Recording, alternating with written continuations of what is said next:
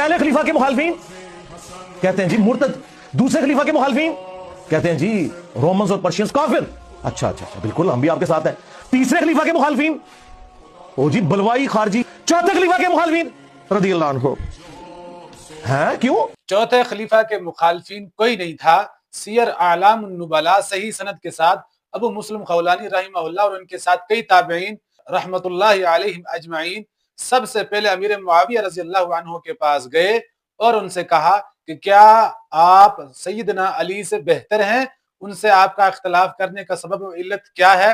انہوں نے یہ کہا کہ میں چونکہ حضرت عثمان رضی اللہ عنہ کا چچا زاد بھائی ہوں، میرا یہ حق بنتا ہے کہ میں ان کا قصاص لوں، تو اس لیے میں نہ تو خلافت کے حقدار ہوں، حضرت علی رضی اللہ عنہ مجھ سے زیادہ افضل ہیں، خلافت کے حقدار بھی وہ ہیں، بس میری اتنی سی درخواست ہے کہ وہ قاتلین عثمان کو میرے حوالے کریں، اور اس کے علاوہ باقی میرا کوئی جو ہے ان سے کسی قسم کا اختلاف نہیں ہے، میں ان سے بیعت کرنے کے لیے تیار ہوں. اور ساتھ میں ان سے یہ کہا گیا کہ آپ جا کر حضرت علی رضی اللہ عنہ کے سامنے میری یہ درخواست رکھیں.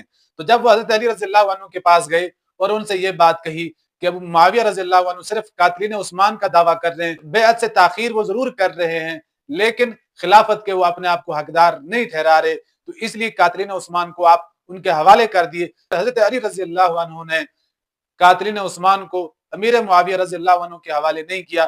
تو اس سیر اعلام النبلاء کی صحیح سند کے ساتھ یہ بات ثابت ہوتی ہے کہ معاویہ رضی اللہ عنہ اپنے آپ کو خلافت کے حقدار نہیں سمجھتے تھے اور نہ ہی وہ بغاوت کر رہے تھے، بلکہ تاخیر تو وہ ضرور کر رہے تھے لیکن صرف ایک مین وجہ سبب تھی کہ وہ قاتلین عثمان کا جو ہے وہ بدلہ لینا چاہتے تھے. اس لیے تمام ائمہ دین اس بات پر متفق ہیں کہ صحابہ اکرام رضوان اللہ علیہم اجمعین کی اجتہادی غلطی بھی جو ہے وہ اس کو ہم کفر کے درجے پر اور دائرہ اسلام سے خارج نہیں کر سکتے.